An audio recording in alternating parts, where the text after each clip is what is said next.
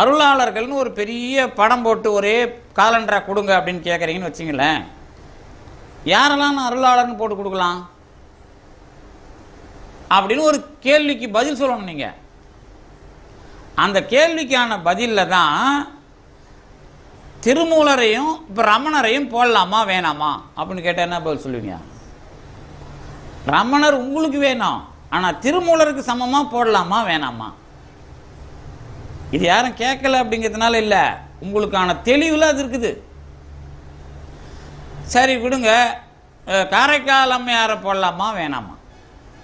போடலாம் சார், சைவத்தில் ஏற்கனவே போட்டு வச்சுட்டாங்க, அதனால் எங்களுக்கு ஒன்றும் என்ன இல்லை. சரிங்க, இந்த 63 நாயன்மாரையும் 60 போட்டுட்டீங்க, ஏன் சேக்கிழாரை அந்த நாயன்மாருடைய அந்த பட்டியலில் வைக்கலையா?